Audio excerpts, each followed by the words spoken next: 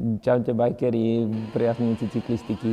Dnes vám ideme predstaviť kanadskú značku Norco HT kategória XC Race, karbonové bajky, hodne zaujímavé svojou geometriou a takým poňatím závodného bicyklovania. Máme tu dva modely, Revolver HT1 a HT2. Dúfam, že sa vám to bude páčiť. Poďme na to.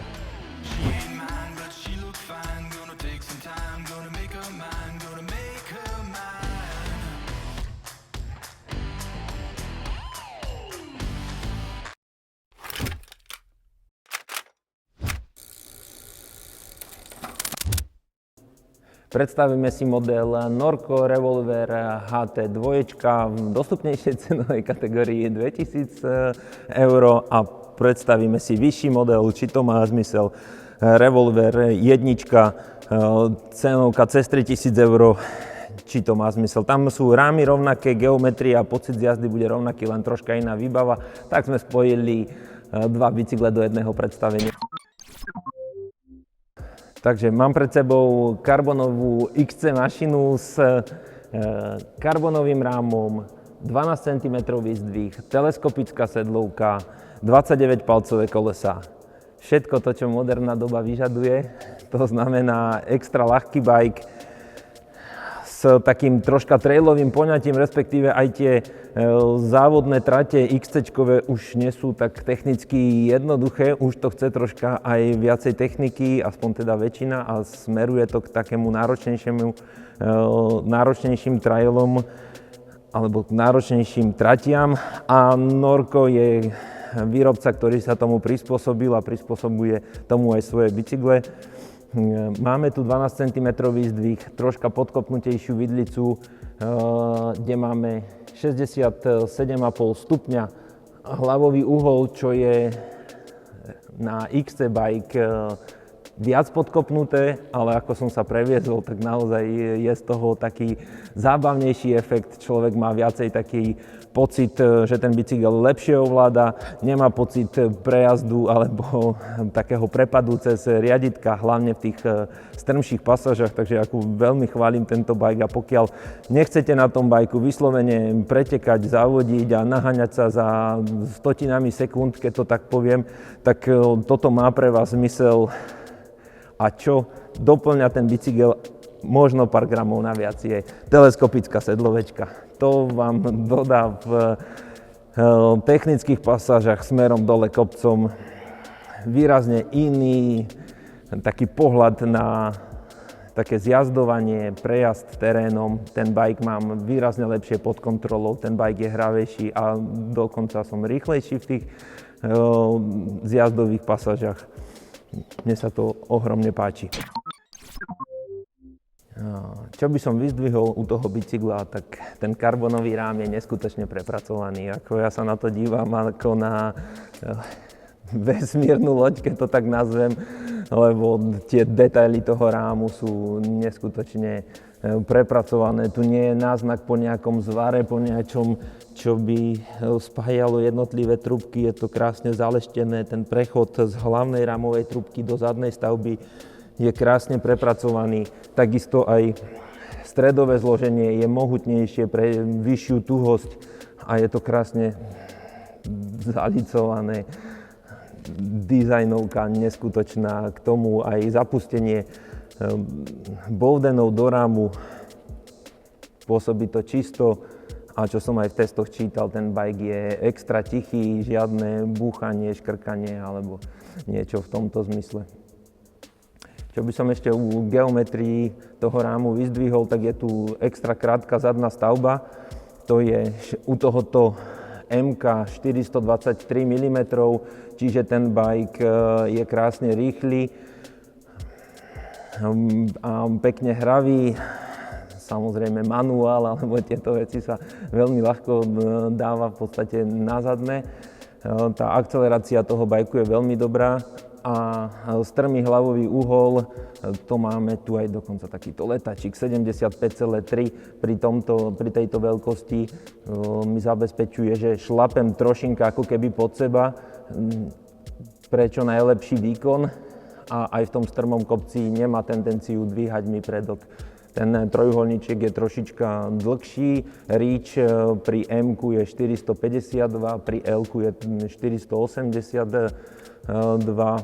Tam tá geometria je veľmi pekne prepracovaná, funguje to, troška kratší predstavec, rajdy 77 cm. Ja mám z tohto bicykla neskutočne dobrý pocit. Samozrejme, tá cenovka je troška vyššia, ale Norco ako prémiový, kultový výrobca by som povedal, ukazuje trendy toho bicyklovania a obmienanie nových modelov. Vlastný vývoj sa trošička premieta aj do tej ceny, ale myslím si, že kto si to kúpi, tak neobanuje a má v podstate niečo najlepšie, čo je možné mať na trhu. Ešte som chcel spomenúť jednu celku dôležitú vec, a to pri každá veľkosť je v podstate braná ako keby individuálne, takže aj tá zadná stavba sa mení, aj reach sa mení podľa tej jednotlivej veľkosti, takže naozaj tu je vidno, že to Norco si špeciálne dáva záležať na tom, aby tie geometrie rámov boli čo najlepšie, čo najkvalitnejšie, aby to čo najlepšie sedelo. Mám pred sebou Revolver HT 2, ten cenovo dostupnejší bike. Navážili sme a váha je rovných 13 kg, takto ako ho vidíte bez pedálov, čo si myslím, že tá váha je celku slušná na to, že to je taký XC trailovo bike s teleskopickou sedlovkou, ale hlavne ten bicykel aj pocitovo pôsobí veľmi ľahko. Vidlica RockShox Recon so 120 mm zdvihom, zamykačka, nastavenie tlmenia, prechodu oleja. Vidlička je spoľahlivá, bezproblémová, myslím, že aj tá citlivosť je fajn. Samozrejme, pre extra náročného zákazníka potom máme vyšší model, ale tá vidlica myslím, že splní funkciu k tomu bajku, respektíve je tu priestor na odľahčovanie, ak by niekto chcel. O pohon pri tomto bajku sa nám stará SRAMko, SX-ko, v podstate kompletné radenie, prehadzovač, 12 kolečko. Je to taká klasika, je tu priestor na vylepšovanie, kto by mal pocit, že potrebuje extra rýchle radenie a radenie v blate a v extra náročných podmienkach, tak bude možné rozmýšľať nad vyššou sadou, ale štandardne na bežné jazdenie je to v poriadku. Prevodníček, takisto kľúky SRAM SX a prevodník počet zubov 30. Tým pádom je ten bike troška viacej určený do toho terénu ako keby, alebo do tých trailov, alebo do mimo cestu. Hej, asi ten prevod by nemusel niekomu stačiť na dlhé trasy po takých rýchlych cestách.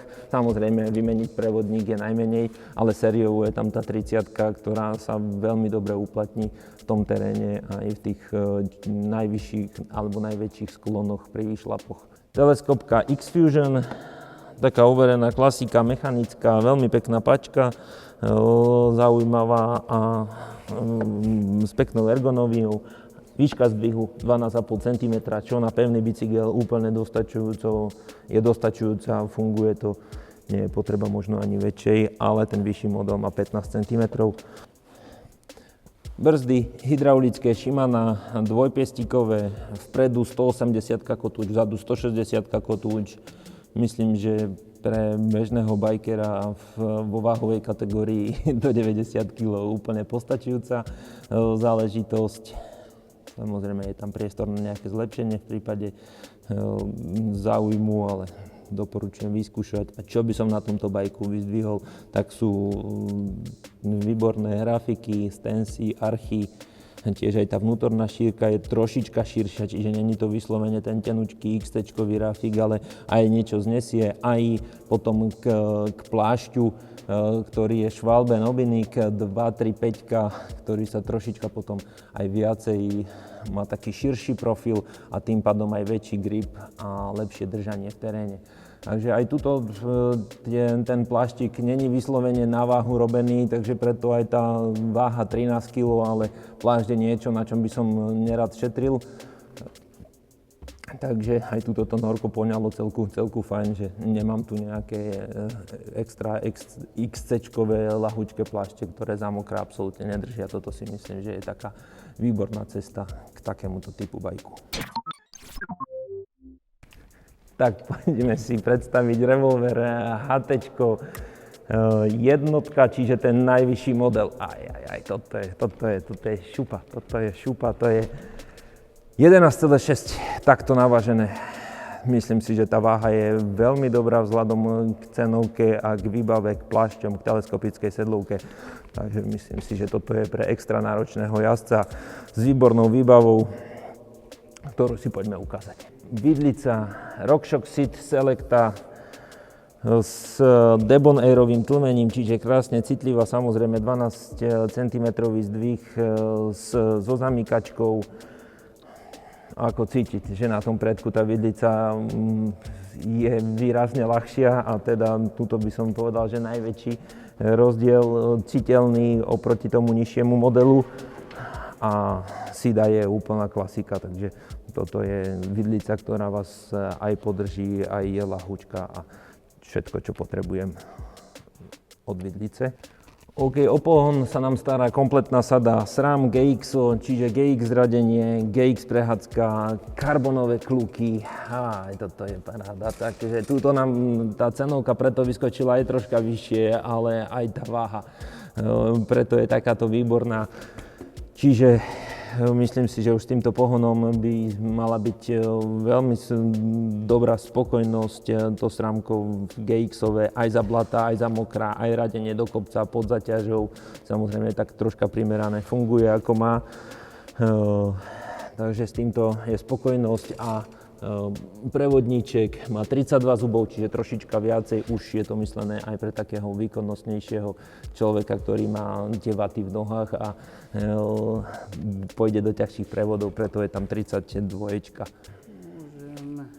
Brzdy Shimano už z tej vyššej kategórie oproti základnejšiemu modelu. Myslím si, že tieto brzdy vyhrávajú testy, tá brzdová pačka je tu výborná, prepracovaná, to čo som možno aj včera spomínal, takže zase pre náročnejšieho, agresívnejšieho jazdca. Čiže taktiež 180 vpredu kotúč, vzadu 160, Stensi, ZTR, no to bez, čiže príprava na bezdušaky.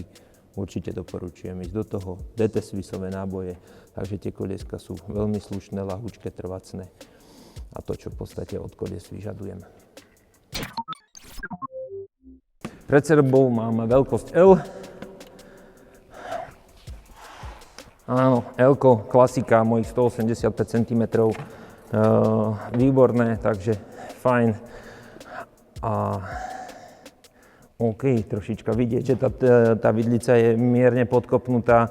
Samozrejme, nemá zmysel mať 12, 13, 14 cm zdvihy, pokiaľ tá hlavová trubka nebude podkopnutá. A čo by som u tohto bajku vyzdvihol, naozaj tých 67,8 stupňa, aby som bol presný, tak je tu cítiť a myslím si, že tých 12 cm tu má naozaj potenciál a bude to výborne fungovať. Kratší predstavec, ten trojuholník je trošička dlhší. Je to zase kompenzované prúčovou alebo strmšou sedlovou ramovou trubkou, tým šlapaním troška pod seba. Myslím si, že toto je trend, ale takto sa budú nejakým spôsobom vyvíjať HT-čkové bicykle. Myslím si, že takto to má zmysel, lebo je to rýchle, je to hravé, je to do technických pasaží a je to ľahúčke. Čiže toto veľkosť L, ktorú by som doporučil zhruba od tej výšky 178 až do možno 188 cm. A poďme si ukázať veľkosť M, to máme z tohto vyššieho modelu. Tu je troška rozdiel v tom, že je tu už 15 cm teleskopická sedlovka. A tento bike v tom M-ku by som doporučil zhruba od tej výšky 167 až 180 cm. Už potom záleží aj od dĺžky nôh a nejakých osobných preferencií. Takže takto Tak ak sa vám recenzia alebo predstavenie páčilo, tak budeme radi. Tešíme sa aj z vašich komentov. Kľudne napíšte vaše komenty, postrehy a dajte like a zdieľať. To je veľmi dôležité. Teším sa na vás. Kubica Sport. Čaute.